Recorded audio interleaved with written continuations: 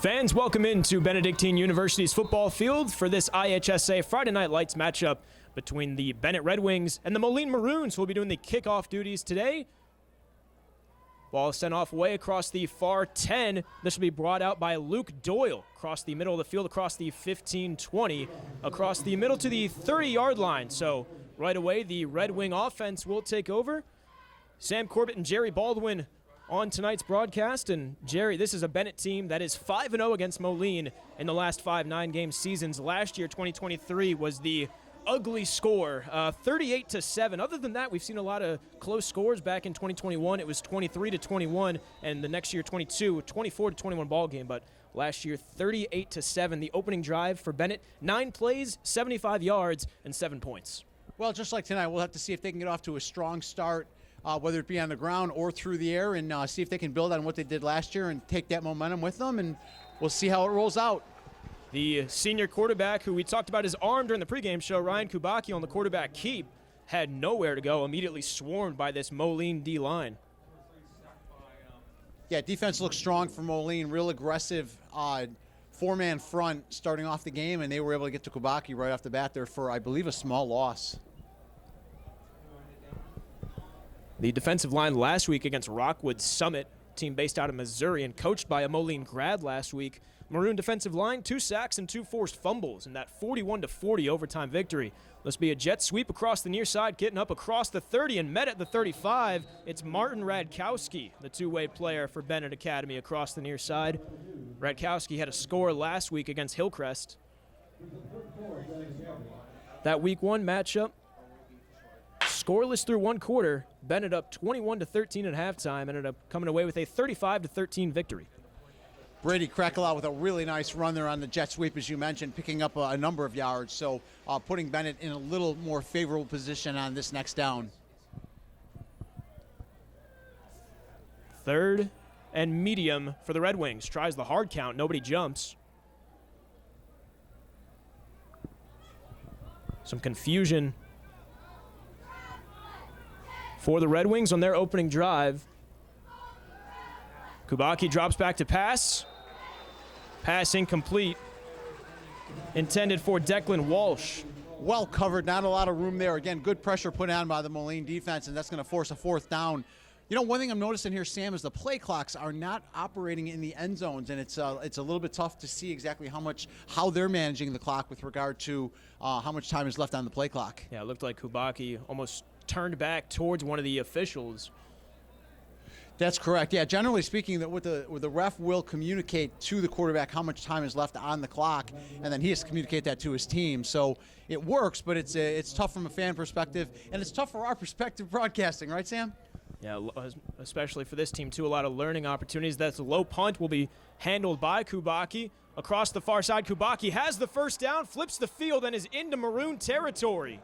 So you got to love the aggressive coaching right off the bat there by Benet with a fake punt in their own zone, and rather than running for the 1st down, was able to convert it on his feet. So really aggressive call by Benet, keeps the possession alive. Mike Morrissey, the longtime head coach for the Maroons, said this about Kubacki after last season's matchup, quote, "His ability to create and extend plays was a real problem. Didn't think he'd be doing that as a punter on this first drive, but it's still Benet ball, and the officials are going to say that he actually stepped out of bounds right at the 50.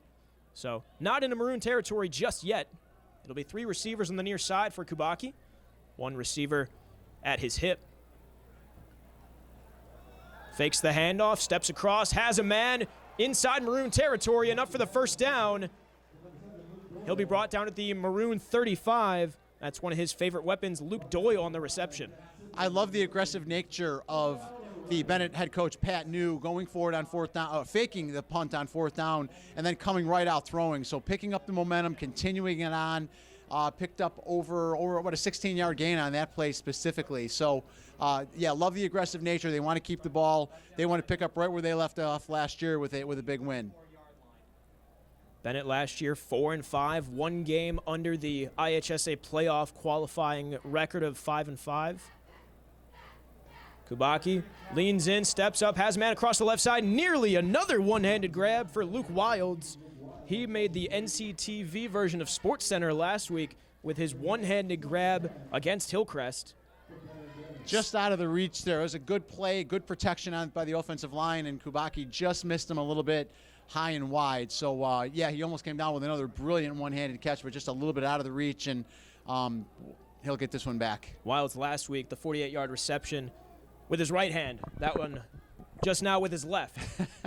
10:25 here to go in the first. Kubaki tries the hard count again. Looks to Coach New in the Benet sideline, rocking the all-black uniforms on blackout night.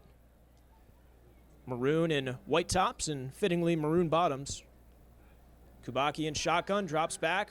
Hit as he throws, deep ball up in the air, jump ball. Flag thrown, and that's almost certainly going to be defensive pass interference, trying to find his running back Martin Radkowski down the near sideline. That's a great call on that, Sam. That ball was a little bit underthrown, and anytime the receiver has to come back and is not able to do it because of the defender, you're almost 10 out of 10 times going to get a flag on that. So it does appear as though that's going to go as defensive pass interference and be an automatic first down for Benet Academy. Some personnel changes for Coach New's squad.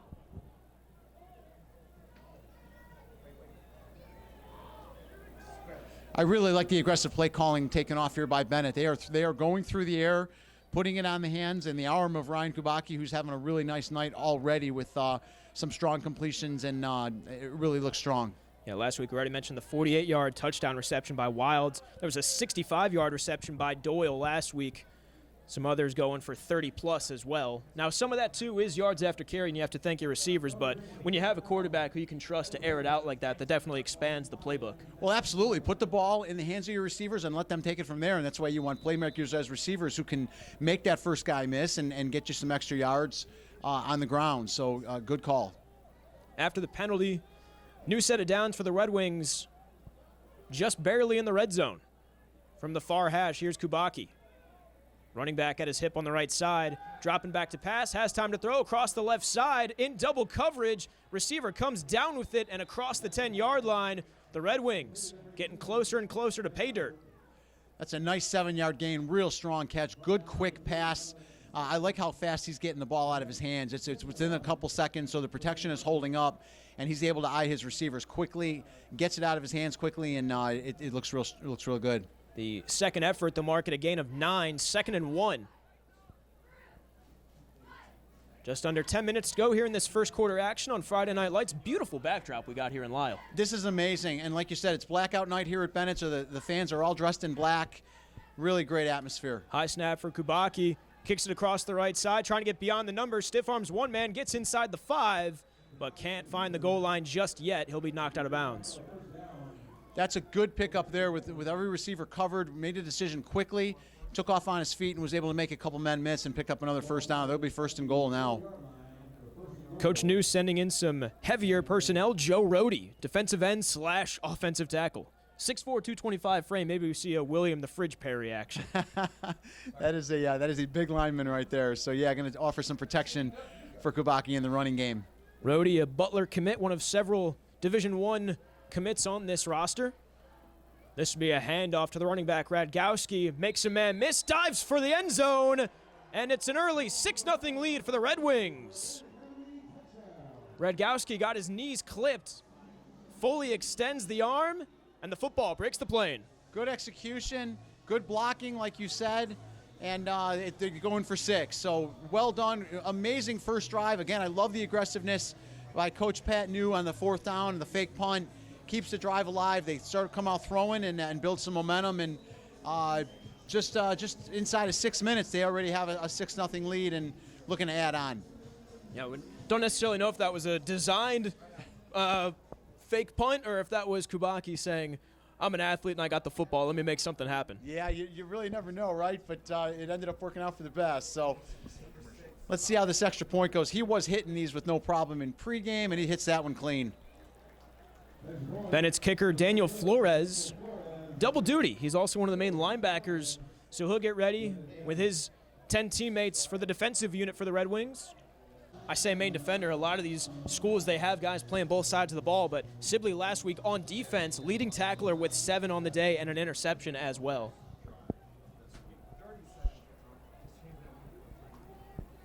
Benet on for the kickoff from their own 40. This kick sent across the far side of the field, end-over-end spin, muffed at the 5-yard line, still has trouble with it. Returner picks it up across the 15, has a hole across the middle of the field, steps up across the 20, and finally gets down to the 25. Not pretty, but still a gain of yardage. You got things going your way when you muff the ball twice and you still end up with 8 yards. So, yeah, good point on that. And Moline will start out with pretty good field position at the 25-yard line after a very challenging muff. As we get ready for Eli Taylor and this Maroon offense to start, we have our third member of our broadcast crew, Jack McGrath, doing some sideline reporting, but he's coming up to the press box to talk with us here. What do you have, Jack? Yeah, for sure. So Coach knew after Ryan Kubacki took that punt and ran it for the first down, he was just saying he loves to run. He loves to run as he walked down the sideline to his other coaches, and then he saw him scramble later as well. So he's watch him to use his legs for the rest of this game. Making something out of nothing. Thanks, Jack. Already 7-0, mostly from the arm and the leg of Ryan Kubacki, as the first play from the Maroon offense goes for a small gain, mark it maybe a gain of 2. Yeah, thank you, Jack. That's great input, and you can see the on his feet, just really comfortable out there with the run. So the more he can do it, the better off it's going to seem. Just about 8.5 minutes left to go in this first quarter of action. Taylor gets his guys to the line from the far hash. Second and medium. Under center. Hands it off to one of his running backs, and he'll be stuffed right at the line. Yeah, good pressure by the Benet defense, keeping things pretty much at bay there. They've only picked up about 4 yards in the first 2 plays. They'll be about 3rd and 6 for Moline. So good pressure applied by the Benet defense, specifically the Benet line. Credit Elijah Warren for the carry. Warren in his varsity debut last week, 136 yards, 2 touchdowns, and he knows who to thank. He said, quote, "Just want to give a big old thank you to my O-linemen," so he knows who to credit. That's a great point. They are the ones who make it work. 3rd and 5. Warren under center, fakes the handoff, rolls out to the far side, looks to dump it off, has a man, it's his running back again, and a healthy hit. Elijah Warren stuffed right behind that first down marker. They're flashing 4th down, and we're hearing some Moline faithful who made the 2.5-hour trip out east. Not happy with the call. Real strong pressure there by Declan Walsh, number 47 for Benet. Came right through, put a lot of pressure on the quarterback, forced that throw, and yeah, they're going to be just about a little under a yard short, going for it in their own area. This is going to be a big play right here. And they're not set up for a punt, so no chance for a quarterback run on a muffed punt here. Instead, this will be another handoff, and keeping his legs moving, fighting for the extra yardage, the Maroons push the chains. Not by much, but they've got enough to get it through. So, Well, did you catch Thursday Night Football last night? All that matters is enough of it. That Isaiah Likely touchdown that should have been last Sam, night. we're talking 1 inch there, aren't we? That was amazing. For those of you guys who missed the game last night, the Ravens were within 1 inch literally of tying that game, potentially winning it, because Harbaugh seemed to want to go for the 2-pointer. So, yeah, every inch matters in football. Taylor under center once again. And if it ain't broke, don't fix it. Another inside handoff to his running back core. You know, you mentioned the environment here, Sam. I mean, it is outstanding. We got a great playing field here, great venue. Got the sun setting out there in the west. Got the moon coming up. It is. It's not too late to come on out, folks. If you're in the area, come on out to Benedictine College. Check out the game. We still have a little while left here. It's about 6 minutes left in the first quarter, and it is a beautiful night to be out here. From the 41 on the far hash, here are the Maroons. 2nd and 8. Looking to respond to the opening touchdown score from the Red Wings. Another handoff, this one across the near side. Blockers in front of him, bounces off one man and across the 50 into Benet territory. Number 27, Mark Carey. Well, they say the game is played in the trenches, and the offensive line for Moline has been very strong right now, commanding that offensive line, pushing the Benet defenders back, and they are keeping the ball on the ground, and they are being effective with it. So a lot of clock management and doing a nice job moving the ball downfield on the ground. Carey, another sophomore running back. So again, him and Warren, 2 underclass running backs that head coach Mike Morrissey is looking to utilize a lot this year. Some more trickery in the backfield, but again, just another handoff up the gut. And Bennett's starting to pick up on the game plan. Yeah, well, it's exactly the consistency and the predictability with which they're doing this. Benet is starting to stack that line a little bit on the defensive line, and starting to make these plays a little bit tougher for Moline. Moline is doing a lot of deception, a lot of trickery, though. A couple of guys in the backfield, so they're doing a nice job disguising these runs. Still haven't seen a lot of Adrian Cooper. He's the main weapon on this Moline team, 3-year starter. He only had 1 carry last week for 24 yards, but he also had a fumble recovery touchdown on defense. Again, another guy who's playing both sides of the ball.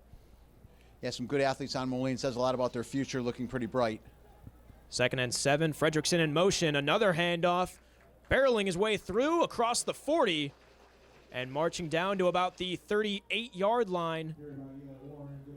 Warren again on the carry, and this will be enough to move the chains.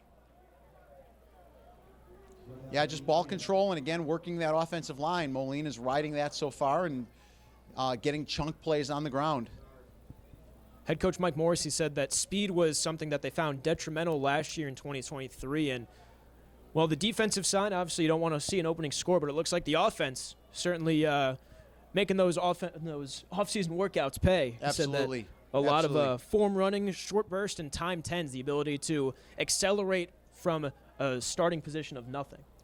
Speed doesn't slump, and speed is hard to stop. So, yeah, the faster you can be, the more speed you can have on your team, the stronger you're generally going to be. This time he fakes the handoff, has a receiver across the near side, and it's Colin Fredrickson. He had 2 touchdowns last week. A penalty flag is down near the line of scrimmage, and it looks like Fredrickson's bid reception is going to be coming back. Got lost in the backfield. Benet looked like they were falling asleep, assuming another inside run. Nobody in the secondary picked up Fredrickson. No, Moline has done such a great job of disguising the runs and they've been so consistent about the ball on the ground that once they decided to go to the air to Fredrickson there, he was wide open. And it looks like, as you said, it's going to come back. I believe it was at a hold? Yeah. Yeah, so that's going to nullify the play, unfortunately, for Moline. That's a big break for Benet, though. Up comes 1st and 15 from the near hash. Under center, it's Taylor. Hands off. Again to Carey across the left side and dives for about a yard or two. It'll be 2nd and 13. Yeah, not much. Not back to the original line of scrimmage yet, so 2nd and long. This will put them in a little bit more of a passing down. Let's see what they do here. It's going to be hard to pick this up on the ground, but they have been effective so far. Cooper last year against Benet, 11 carries, 111 yards, and a 17-yard touchdown.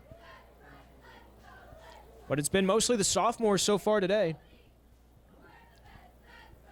Carey and Warren, the main weapons. Instead, the Maroons will throw across the middle of the field in double coverage. Nearly picked off at the 5-yard line. Batted away, intended receiver, number 15, Ryan Norin. Yeah, strong coverage there by Benet, and you're right. That ball was very close to being picked off by the Benet defender. So a little risky of a throw, not a real opening there. And they're going to face 3rd and long now, seemingly another passing down. So we'll see what Benet does. Probably going to drop 7 and look to cover some of these receivers on a 3rd and long. Taylor threw for just over 100 yards last week. So not necessarily the deep ball threat like Kubaki, but might have to air it out here. Some trickery again. And another handoff across the right side, and the Red Wings are saying, we'll take it. We'll let you get 2 to 3 yards each play. In that type of situation, it comes up. Yeah, so gets across the original line, but still 4th and long. Right, yeah, it would seem like they're gonna play for 4-down territory here. So checking the field goal kicking unit before the game for Moline, it wasn't real strong, at least not going to our left. And being where they are now, it looks like they've been playing 4th-down territory the whole way, so they're going to run 4 downs here. And still a long way to go, like you said, so this may be a passing down as well. Just over 2 minutes to go in this first quarter. Taylor under center. Dropping back. Benet bringing pressure. Pocket collapses. Looking to get rid of it. Has a man across the 25. Has to step up about a yard or two. Makes a reception around the 26. Doesn't matter. It's going to be enough for the first down. Wow, they're giving him a lot of forward progress on that because it looked like he came up a little bit short, but they're going to give him the forward progress, and it is going to go for a first down. Not by much, but enough to get it. Good pressure by the Benet defense, but a good throw and a good catch by Moline, and first down. Yeah, it looked like, again, once that play broke up, just ran a curl route to get to the line, and then, like you said, a maybe a bit favorable with the forward progression there. But did seem to be. But a good throw and catch. New set of downs for the Maroons. Another inside handoff going for nothing. That Red Wing interior doing a great job, led by big number 99, Liam Rooney. Good ball on both sides of the ball right now, Sam. Both teams are playing well. Moline certainly trying to control things through the ground. Benet controlling things through the air. But both offenses are playing really well, playing very strong. Both offensive lines are protecting. And it's funny, this is only the second possession of the game, and we have a little over a minute to go. So a lot of ball control, a lot of time management here by both teams. Taylor to the line from the near hash. And a low crouch underneath the center, and this play will be whistled dead. Flags immediately fly. This one's going against the Red Wings. So some extra yardage for the Maroons, and they'll certainly take it. Last year, we already talked a little bit about the discrepancy in how these two teams played, and obviously year-to-year progression, it's very hard to track at the high school level. But 2023, Moline, 3 penalties for 35 yards. Meanwhile, the Red Wings, 14 for 120. Holy cow, that is quite the discrepancy right there. So that is a complete lack of discipline on the Benet side. And again, like you said, that was 2 years ago. It's different personnel. But yeah, when you give that many yards away, it's going to be tough to come back and win. Fortunately, they were able to, but that makes it tough. Clock at just about 45 seconds left in this first quarter. Quick handoff. Ball comes out, but he's able to hang on to it. Elijah Warren nearly coughed it up. Almost a gimme for the Red Wings. And big number 99, Liam Rooney, patting himself on the helmet there, saying, I should have had that one. Nearly stripped it and fell on it. Instead, Moline still has possession. It'll be a 3rd and medium. So let's see how aggressive they are. It looks like they might let the clock run out here and go into the second quarter after the switch of sides. So, yeah, it looks like that's exactly what they're going to do. They may hard count him here. We got 8 seconds left, clock running. Let's see if they hard count him and try to draw him off sides. That's what I'm going to look for here. They do get the play off just before the whistle. This will be another run for another short gain. Again, across the near side. It won't be enough for the first, but that will be enough for the first quarter. We'll step away for just a bit as we get ready for the second quarter of action. Through 12 minutes, Benet leads at home, up 7-0.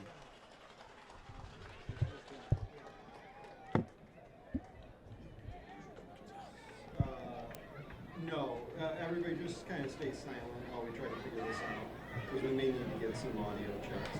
So I have this, if that's that. Actually, no. That, can you guys do some checks for me real quick? Just take like a test or something. Check, check, 1, 2. Check, check, 1, 2.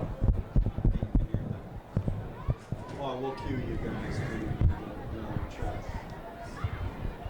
That's the best I can do. Jeez. Oh, wait. Or just I don't think that's it.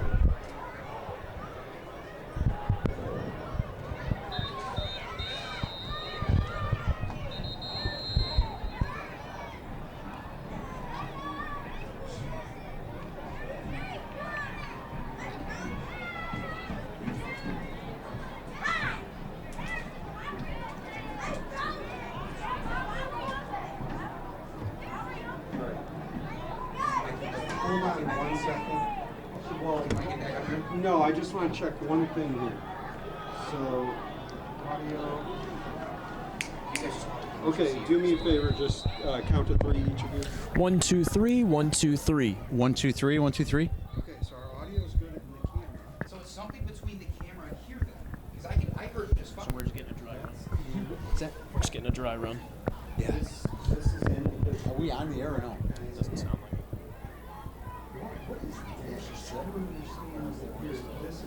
I haven't called a game since winter basketball because I've had a whole baseball season, so I'm still going to do it. But yeah, if you want to fucking turn them off, yeah. The audio settings. Whatever. You guys can keep going, by the way. Okay. A pitch across the right side. Room to work with. And a big gain. The Moline faithful in front of us erupt with a lot of emotion there. Once again, Mark Carey Still attacking on the ground. Really impressive. It's really impressed with the Moline offensive line. They're big and they're strong and they're certainly protecting and they're moving that Benet defensive line away and able to run real successfully. I'm doing my best to not make a dad joke about Mark Carey carrying the ball, but it'll write itself if he finds the end zone. Looking to tie this ball game up. Benet currently leading 7-0. Moline in the red zone. Another handoff on the inside. Going nowhere.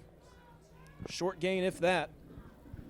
Credit Elijah Warren on that carry. So again, the sophomore is just rotating back and forth, keeping those legs fresh.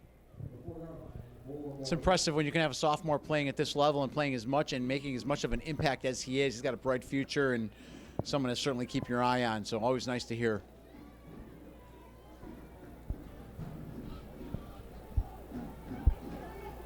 To the line. Taylor under center. Barks tries the hard count. Looks like there's Benet movement. And this will be 5 yards against the Red Wings. Oh, correction. They're going to mark it against Moline first. Looked like one of the defensive tackles in black jumped, but... And could very well have been, but maybe it was drawn. So hard to tell from here, but you could be right on that, Sam. But in any case, it's going to back up Moline another 5 yards, so... At least it's not the... what was the offensive line penalty we saw like 6 times yesterday at the Ravens game? Yeah, illegal formation. Ronnie Stanley in the illegal formation. Yeah, something an area of emphasis that they're cracking down on this year in the NFL. But yeah, it was excessive yesterday. 2nd and goal from the 9. Faking the handoff, dropping back across the near side. One man to beat. The sophomore gets stuffed. No signal for the touchdown. Elijah Warren broke through, found an empty area in green. Met right at the goal line, though. That Benet secondary taking pride at home, saying you're going to have to earn it a bit more to score here. Brady Cracklaw, among others on the defensive side of the ball there, made a strong defensive stand. He was going right in. Oh, and made a great play. Yeah, Martin Rajowski made a great defensive play there. Thank you. Taylor back to the line. So 3rd and goal from inside the 1. Heavy set on the interior. And he's in for the score. You figured with the way they were moving the ball, they would be able to move at least a yard off the line, and sure enough, Moline was able to do that for an easy touchdown. So looks like we are about to tie this game up, folks. Great game.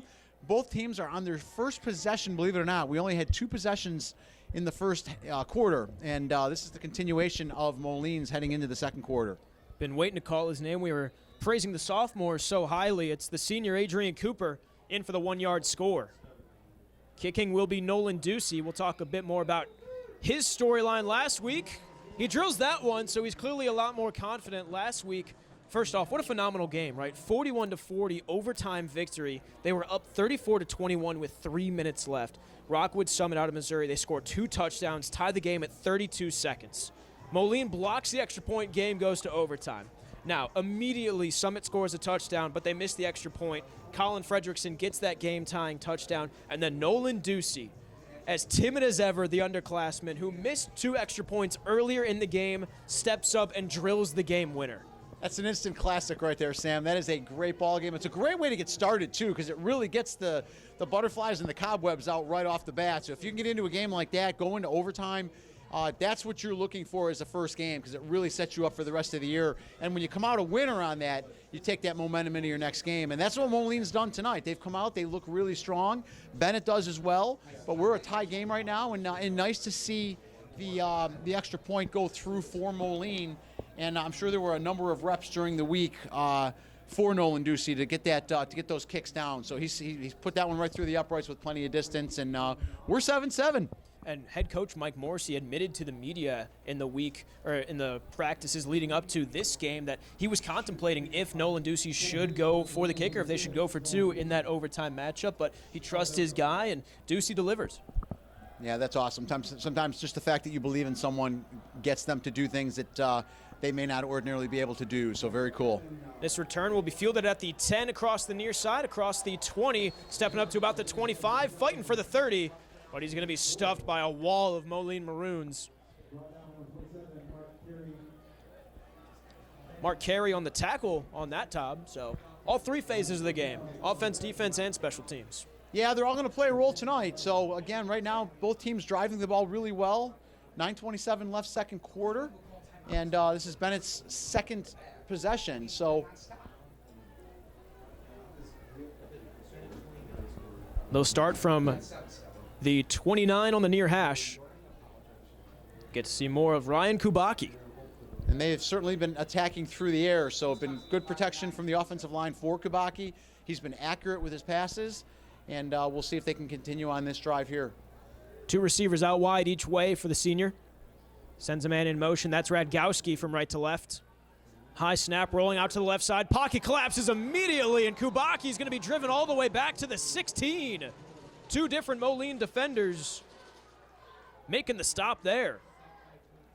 That is great pressure by the Moline defense. You can see the rush coming, and that's about a 13-yard loss. So that is quite the loss. It's going to put them in throwing downs here at second and long, but great pressure put on by the Moline defense there. Team that had 2 sacks and 2 forced fumbles last week. Riding that momentum into Friday Night Lights tonight. Second and a country mile. Kubacki trying to draw a defender off. Reading the assignments and looking to Coach New for the new play. There's a dad pun joke there. Kubacki looking to air it out across the near sideline. One-on-one for his man. No yellow pennies. One-on-one coverage. Colin Fredrickson all over Luke Wilds. Wilds looks like he wanted to extend that right hand again, trying to go for another one-handed grab. And rightfully so. Some Red Wing faithful here at home not happy there with the lack of yellow. Yeah, it looked like good coverage, but the other thing, too, is that the ball looked like it was uncatchable, and I think that might have played into the mindset of the referee. That ball was overthrown a little bit, and, they consider it uncatchable. They're not going to call the penalty. So had the ball been a little less thrown, it's possible. That just goes to show how strong Kubacki's arm truly is, though, and the confidence he has with it. Absolutely, and we do have a win going against him at this point, too. That was another thing, depending on exactly where he was at the time. Dropping back again, had to drop back all the way to the 5, dumps it off to his running back behind the line of scrimmage, gets back up to the original line of scrimmage, and not much more beyond that. That's Joe Salvino, one of the running backs in a plenty depthful room. Salvino had a score last week against Hillcrest. Brings it up to 4th and somewhat manageable for a 7-yard gain, but 4th and about 8 with 8 minutes to go before halftime. That's a big gain, though, Sam. When you can flip the field position like that, and a gain like that of about 15 yards puts them in a much favorable field position. So a good punt now. Moline is back around their own 30-yard line. So that's a big difference from where they would have been punting had that gain not happened. So again, if you're playing the field position game, especially considering the fact that Moline is not real strong with regard to field goal kicking, that's a big gain. Luke Wilds will punt. Marcus McQueen Jr. is back, and he'll let this one roll. Very favorable bounce there for Benet. Picked up a few extra yards, drives it all the way back to about the 27-yard line of Moline. So not a bad drive right there for Benet. It was stalled. They took some big losses, but that big gainer near the end and then a really good punt with a favorable bounce drives Moline all the way back to about the 26, 27-yard line. So really not a bad drive at all for Benet. Sets them up. Now the defense has to do what they do. Moline, plenty of time.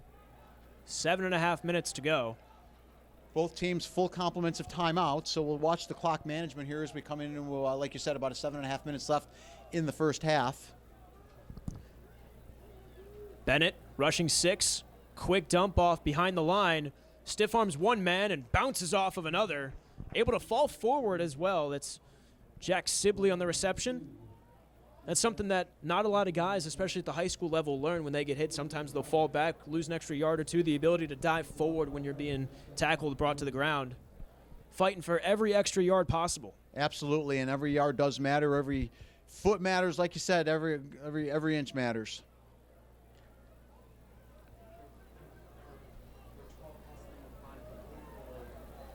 Back to the line. Taylor with a running back 2 yards behind him. He'll give it off, trying to cut up behind the right tackle. Stuffed beforehand, though. This Moline offensive line relying a lot on the main men in the middle, number 72, Gennaro Cepeda. Other than that, a lot of new faces, but that's the storyline of high school sports, right? The ability to reload. Absolutely, absolutely. The next man next to you has to be as good as you are, and that's where the competition among players can be very important when you're bringing these players in. 3rd and 4. Dropping back, some more misdirection. But Benet doing a great job of following the ball, not the trickery from Taylor. That's a big stop. That's going to create a 4th and 2 right now. It'll be interesting to see what Moline does on their own 35-yard line.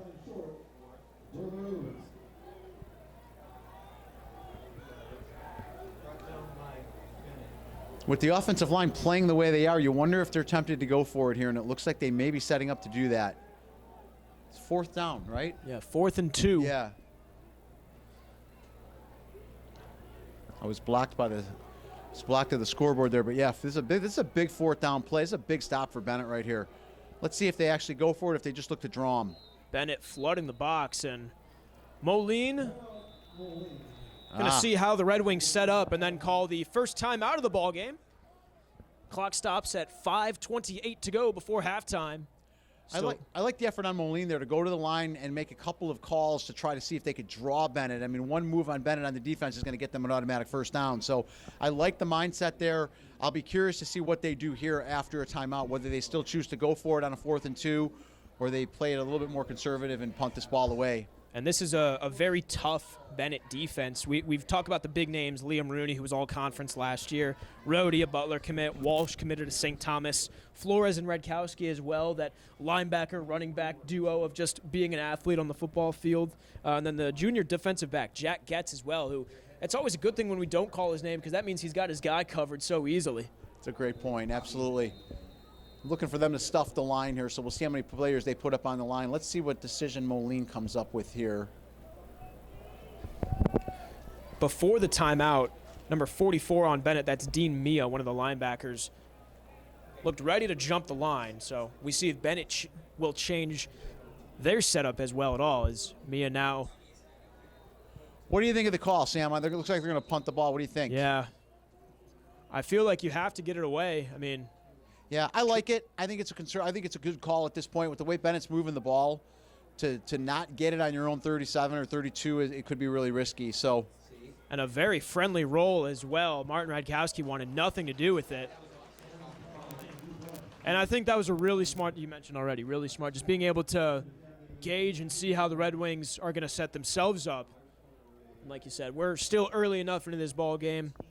You can afford a punt.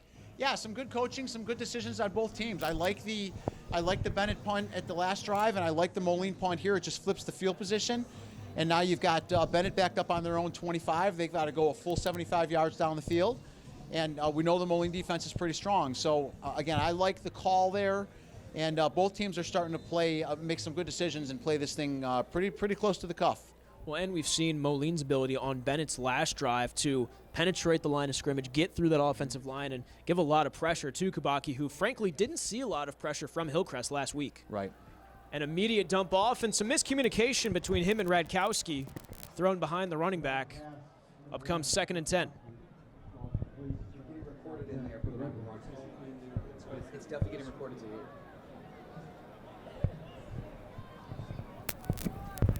Clock stops at 5:14.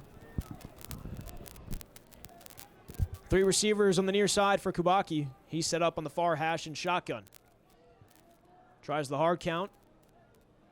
Looks to his sideline. Again, you mentioned earlier, Jerry, no play clock on the scoreboard visible to us, so all this communication is between Kubacki and the head official. This will be a handoff right up the middle, slicing through defenders, gets the first down, diving forward. It's Martin Radkowski again.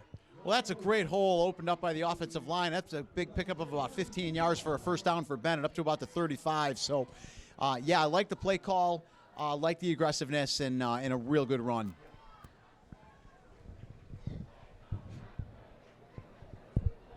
cooling off out here, huh, Sam? Cooling off. I'm trying to hear what the Benet chants are. It's always the most underappreciated part of high school football. Apparently, being told he's a freshman. I feel like that's a worse chant when he's not a freshman. That was something that we would do when like a senior would make a play. Just, he's a freshman, whatever. Absolutely. No, a very lively crowd out here. Like you said, it's blackout night. Kubaki looking to air it out across the near side again. 50-50 ball. And Benet receivers again going for one-handed grabs, but might as well use both. Targeting his favorite weapon so far tonight, Martin Radkowski. The coverage has been strong. I will give that to Moline. They're pressuring the quarterback, and the coverage has been strong. They're dropping 7 back, and again, they're covering those receivers really well. So not a lot of room, no room for error on Kubaki's part. So fortunately, he's not getting picked, but unfortunately, he's not hitting them either. Doyle was in the area as well, but Radkowski going up for it. But again, only going up with the right hand instead of both. 2nd and 10 at the 35. High snap. Kubaki corrals it to the near side. Pump fakes.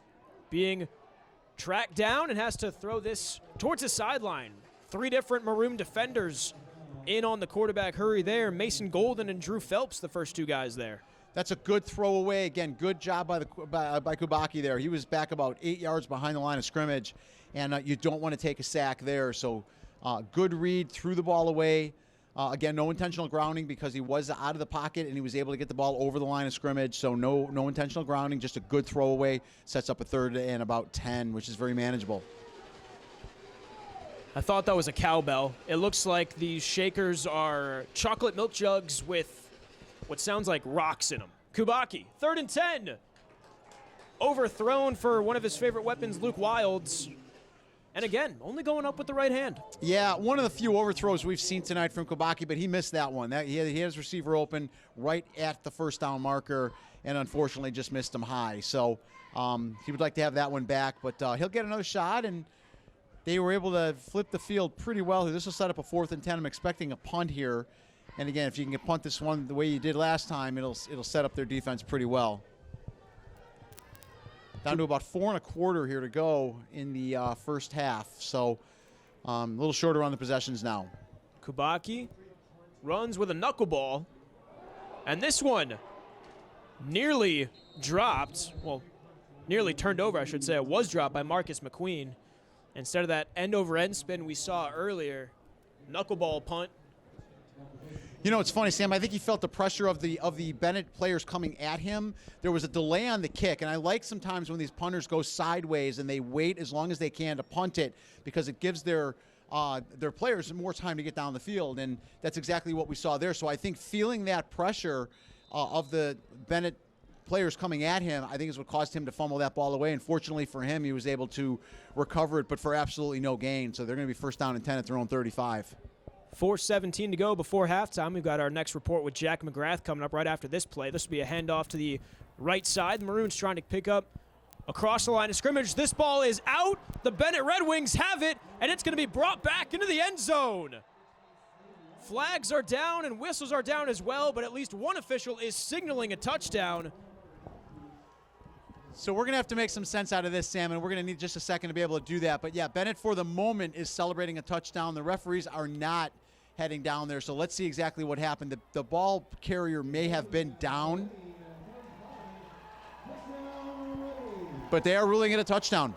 Holding against the Maroons, and it's a Red Wing touchdown here at home. Daniel Flores gets all the hugs. Well, again, you play that field position game. It puts a little bit of pressure on the Moline offense. They're down at their own 30-yard line. Bennett's able to come up with a big play and get a fumble recovery back into the end zone, put up 7 points, and a defensive touchdown is probably Ryan Kubaki's best friend at this point. That's fantastic. Flores pokes it out. Radkowski, scoop and score. 13-0 as we await the extra point. Joined now by Jack McGrath again. Jack, what do you got? Well, guys, I was coming up here to say it's been really tough running inside for Moline, and because of those 2 D tackles, Jack Rooney specifically, the all-conference player. There's been a couple of times where running back goes straight at him, and he starts ripping at the ball. Almost got it out twice. He had 2 bobbles. I don't know if you could see it from up here, but down on the field, that ball almost came out, and that time it finally did. I would say our eyes in the sky, but our eyes right down on the field. Thanks, Jack. Jack, that's great insight. Thank you for that. And again, that's something that these teams practice during the week. And as a matter of fact, it goes back to the Chicago Bears and Peanut Tillman. He was one of the original ones where trying to knock that ball out, and more teams picked up on that as things went forward. And sure enough, you're seeing it at the high school level. And for him to be able to practice that's great insight on that, Jack. And for him to be able to practice that through the course of a week, again, you may not get the first one, but you keep doing it. And sure enough, that's a huge, potentially 7-point swing here with the defensive touchdown by Benet. On for the extra point. Snap and hold both good. Kick is right down Broadway. 14-7. 4:05 left to go before halftime. Talked about the phrase earlier, all three phases. That was something that my old college coach, I sound like an old man saying this. I'm only 22, but the college coach at North Central College nearby Naperville, Brad Spencer, a Division III powerhouse, is something that he's talked about every single game, the ability to dominate in all three phases. Well, when you can turn your defense into offense, it's pretty easy to dominate. Yeah, it really is, Sam, but it is. It's so important that each phase be as strong as they possibly can. If you have one of those three phases either weak or not achieving what they're supposed to achieve, it can affect the entire game. So, offensively make the plays you should make, defensively make the plays you should make, and special teams should be automatic. Extra points are they should be automatic. There's something that's practiced. Field goals are nice when you can get them. You have to know what your capability of your kickers are and where their capabilities are. But all three phases: punt returns, punts, kicks. It all matters. And I love the emphasis. And a guy like Bill Belichick has always been a big advocate of emphasizing the three specific phases of the game and how strong they all have to be. Michael Conway, the lone true kicker on this Benet squad, will do the kickoff duties here. Making a man miss, it's the returner Aiden Larson. Shifty juke move there across the near side before finally getting shoved out of bounds right around the 35-yard line. Yeah, that's a good return. He did not have a lot of room, but was able to pick it up clean, make some nice moves like you said, and quickly get out to about the 35-yard line. So good field position for Moline starting out here. We'll see what type of 4-minute offense they have. There are literally exactly 4 minutes left in the first half, I believe. About 4 minutes, yeah 4 minutes on the dot, and they're going to say that his left cleat nicked some white turf, so they'll mark him at the 30 instead of the 35. So 4 minutes to try and go 70 yards to knot this thing up at 14 all for Eli Taylor and the Maroons. And with only 2 timeouts, they did use one earlier before the punt, so let's see how they manage the clock here. So far, they're off and running. About a 9-yard pickup there. Bouncing off defenders. Nice run there for Elijah Warren, the sophomore. Yeah, I'm always intrigued by the 4-minute offense. You got a 2-minute offense, 4-minute offense, Sam, and again, managing the clock, having these plays scripted. They're going at a nice pace here. You don't have to go super fast, but you don't want to waste a lot of time either. Well, and a 4-minute offense for an offense like Moline is a lot different than Benet, because we've seen Moline throw the ball a little bit, but they're not taking the deep shots like Benet has with Ryan Kubacki. Right, no, much more on the ground. This will be another handoff for little to no gain. Warren once again.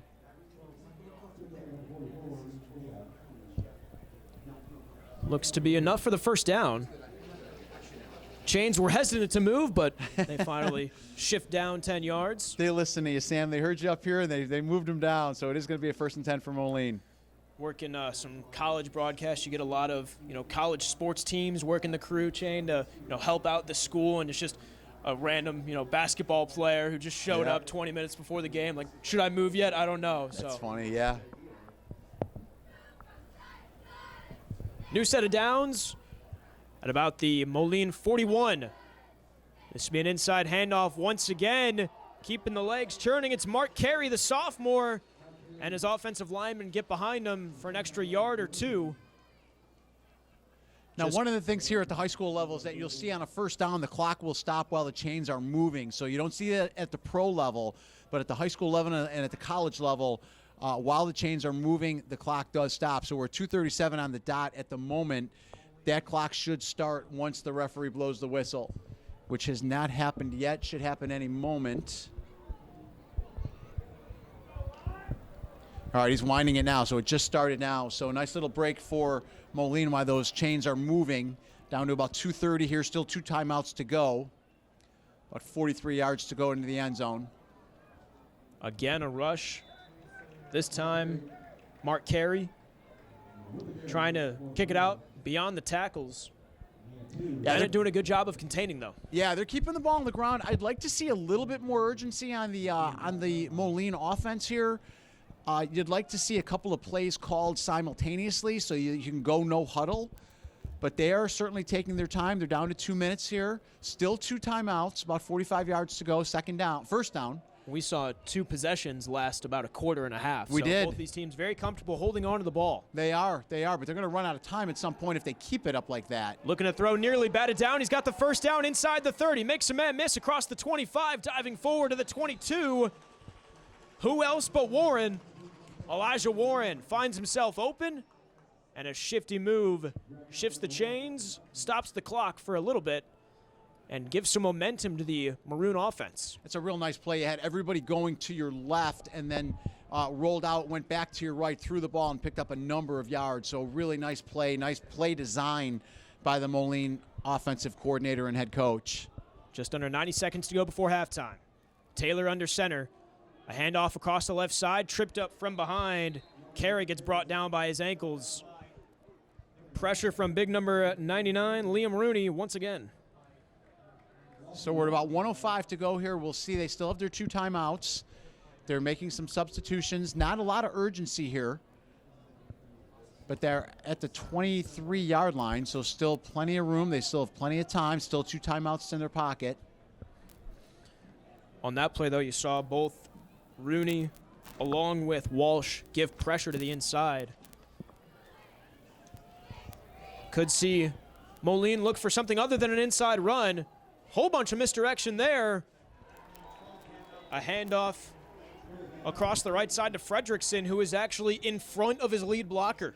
Number 77, Eric Rosas, 5'10", 225-pound guard, pulled to the right side, and well, Fredrickson just ran right by him. Yeah, it's a great tackle there by Benet, keeping him in bounds, keeping the clock from stopping now. Moline did just use their second timeout, so they're going to be down to 30 seconds left here. So, yeah, nice play design, but a great job by Benet to be able to tackle him in bounds. And ideally, if you're Moline, you'd like to get out of bounds there, but unable to do so by the aggressive nature of the defense from Benet.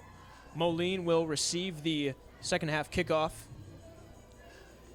Well, like the Patriots used to do with Belichick, right? You want to score at the end of the half and then potentially score going into the second half, and they're going to have that opportunity. Now, it looks like they're going to need a touchdown. Their field goal kicking before the game, they weren't hitting from a lot of distance. They would need to get the ball down to about the 10-yard line to have any shot of a field goal, and those shots were like 50-50. So I think at this point they're certainly thinking touchdown, and they're down to 1 timeout. But, yeah, putting any points up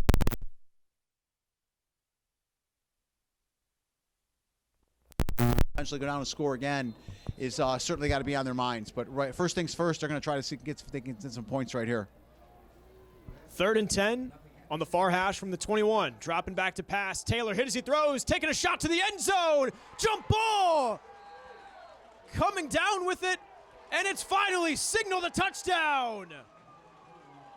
Hesitation from the officials, but eventually coming down with a toe tap right at the near corner. It's Chase Marner, the reception. Sam, that's a great pass and catch. I will say it looked like he came in out of bounds, but that's from our perspective. The refs are much closer than we are, and they're going to go with the 7 points there. But a great pass, great catch, full elevation to make that catch, and really great play by Moline there. Marner using all 6'2", 180 pounds of his frame to go up and get that one. Certainly all 6'2". And Ducey, once again, 2 for 2 today. We're knotted at 14 all with 23 seconds left to go before halftime. It's safe to say Nolan Ducey has shaken off those first game jitters. Yeah, he's hit both back-to-backs, and just really nice 4-minute drive put together by Moline. Left themselves 23 seconds on the clock, so really just a great blend of running and passing, capped off by a really nice pass to the end zone and a fantastic catch. So we got a heck of a ball game going here, Sam. We're going to have to see a strong kickoff, though, from Moline because, again, with Kubaki's arm, 23 seconds is plenty of time. And all 3 timeouts, so I will be curious to see how Benet handles their last 23 seconds. I like to be aggressive. I'd like to see them go down the field, especially with all 3 timeouts and a quarterback like Kubaki who can throw the ball. So, yeah, we're far from over here with the first half. We've got 2 men back deep to return for Benet. Before we get this Moline kickoff, let's send it back to Jack McGrath, who's back up in the press box. What's up, man? Well, guys, I'm just here just in case there were any questions about him getting his feet down on that touchdown I was going to catch. say, it looked a little iffy from up here, but he got 2 feet in and a toe drag. It was right in front of me. Great catch in the end zone. yeah, going up one-on-one against his guy, That's Chase a great Marner. call, Jack. Thank you for that. Because, yeah, from our perspective, it was hard to tell if you got them both in. But with you being as close as you were, thank you for clarifying that. And those refs did a great job, and they were close. And that's a great call, and they got it right. And that's ultimately all you want to see is you want to make sure these guys get it right on the field. And it's a tough job, but they did a great job doing it. Line drive kick will roll right out of bounds at the 11-yard line. Closest guy there, Luke Doyle, saying, I'll have no part of that one. I like the decision by Doyle there. It's almost like in baseball where you let that ball roll foul, and that was very, very well done there. To let that thing go out of bounds, it's a penalty on Moline. It's going to give Benet even more favorable. Yeah, instead of the 11, it's at the 35. That's a huge advantage. So with 23 seconds left now and 65 yards to go, I myself would love to see Benet be a little bit aggressive, especially with a quarterback like Kubaki who can throw the ball downfield. 65 sounds threatening with only 23 seconds, but just last week, Luke Doyle had a 65-yard reception. We talked earlier about Luke Wild, his one-handed NCTV Play of the Week, his 48-yard touchdown grab. So here we go. 23 seconds to go in this first half of action here from Lyle. In shotgun, Kubaki dropping back. Pressure coming from all around, stepping up across the far side. Quickly dumps it off to the close man, Joe Rohde. He has the first down. Flips across the 50 and into Maroon territory. That is well done, and I love the decision to get out of bounds. So it keeps your timeouts intact, and they are moving the ball down fine. So you got about 14 seconds. That's probably about 3 plays, and you have 3 timeouts. The field goal kicking is pretty strong for Benet, but they're going to need to get that ball down the field pretty well. Daniel Flores, the kicker/linebacker for Benet. We saw him taking pregame reps. Made one from 32, missed left and missed right. Kubaki trying to air it out again, nearly intercepted. Should have been a turnover.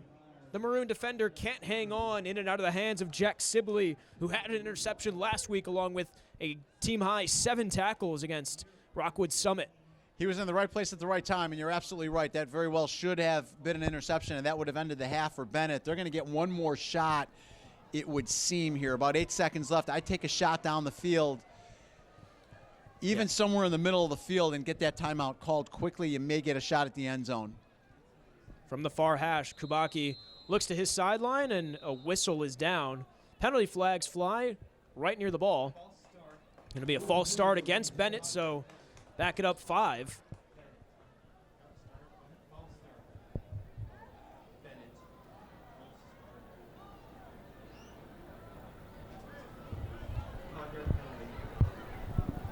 Eight seconds to go, and now they will finally retreat. I was wondering why it was taking a couple of seconds, but now back into their own territory at the 49-yard line. So 51 yards to go. That's quick math for you.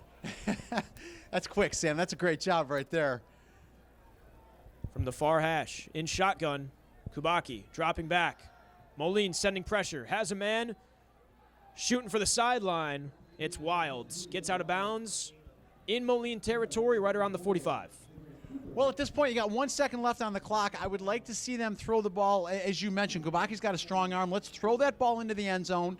You know, you're hoping for a catch. You're hoping for maybe a pass interference. The half can't end on a penalty. So if there is a pass interference penalty in the end zone, they're going to get one more play before the end of the half. So, you set them up in shotgun. You send your receivers down. You protect them, and you let them throw this thing about as far as he can. So I'm really curious to see how this one plays out. 3 receivers on the far side. Jack Sibley and Drew Phelps back deep into coverage.